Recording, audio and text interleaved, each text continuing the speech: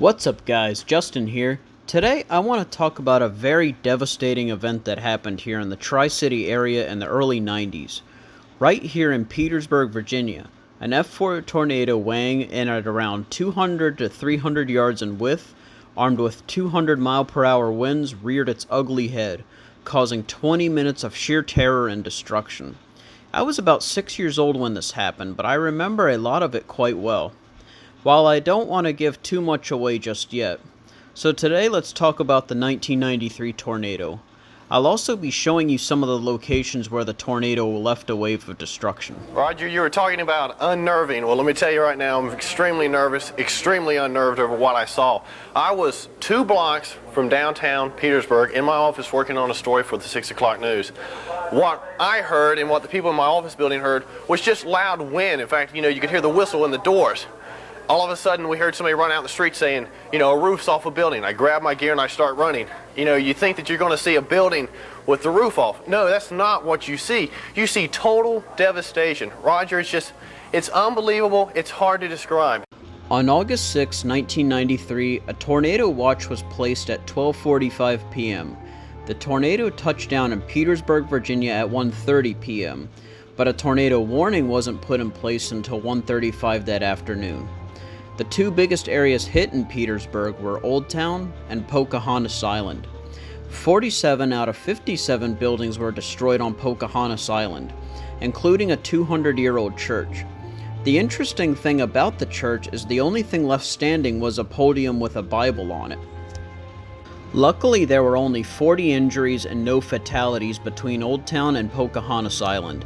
58 buildings were destroyed in Old Town, leaving about $15 million in damage to Petersburg.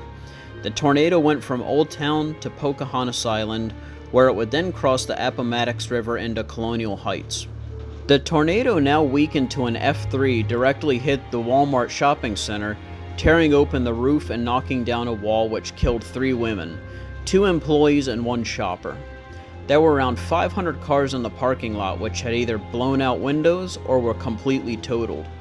Despite being a slightly weaker tornado, Colonial Heights had 3 deaths and 198 injuries. Colonial Heights took $29.5 million in damage. The tornado, however, had 2 major stops before finally ending its reign of terror. After arriving in Prince George County, a 28-year-old man was killed while doing construction near Puddle Dock Road. The last of these stops was in Hopewell, where 8 residents were injured and $2.2 million in damage was done. When the destruction was finally over, the residents of Pocahontas Island were moved to the nearby Virginia State University out of fear of gas leaks. On the Old Town side of things, this was quite devastating. Petersburg was starting to have an economic renaissance with tourism and business flourishing.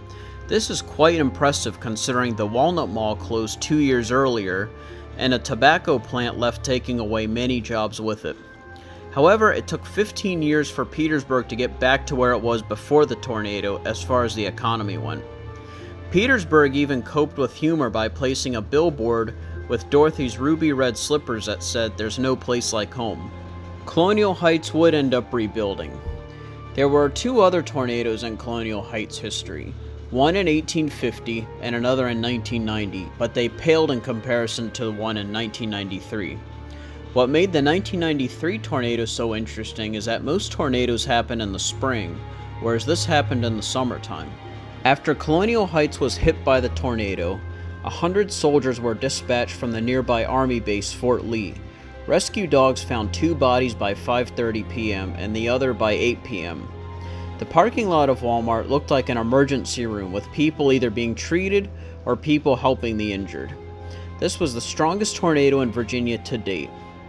Something I thought was interesting is that when this tornado happened, it was my 2nd year in the public education system. The first year we did fire drills, of course, but I noticed the following year, as well as years past, we did tornado drills. I can't help but feel that had something to do with what happened in Petersburg and Colonial Heights. This street here was definitely affected by the tornado. In fact, I heard stories that there were people eating in some of the restaurants, and they were told to quickly duck and cover under the tables. This white building right here was completely destroyed in the tornado. As you can tell, it looks pretty new compared to the other buildings here. I actually remember coming here for like an event after the tornado hit, and this building here, the oak, I definitely remember the top part of that roof being just totally knocked off, like there were bricks everywhere. And I believe this here was the Southside train station, which was destroyed in the tornado. Although I think well beyond this point, I don't think this was used as a train station at the time of the tornado.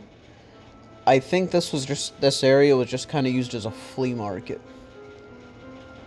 Something else that was interesting, so my grandparents used to live at Central Park, which wasn't too far from here, probably about a mile and a half away. And my grandma was telling me that she didn't even know a tornado was happening until she watched TV, because it was perfectly fine down their way, which was, like I said, about a mile and a half away. My grandma had watched the news and saw there was a tornado, and then she realized my grandfather hadn't been home in a while. And of course, this was well before cell phones. And he finally came back and said, yeah, he was just outside Colonial Heights, and traffic was so bad it was hard to get home. And this here is the Sam's Club as it's presently seen today. Now, originally, this is where the Walmart was. The Walmart is now over here, but that was Sam's Club back during the tornado. They switched the locations. My guess is it was the stigma of, hey, this is a place where 2 people died as a result of a tornado, so that is likely why they probably switched the locations. So guys, that was my history on Virginia's biggest tornadoes to date. I hope you enjoyed the video, and I hope you learned something. If you remember this tornado or experienced it, please let me know down below. And also, the full videos of the clips I used throughout the video, links are in the description. I encourage you to please go check out the full videos. Until next time.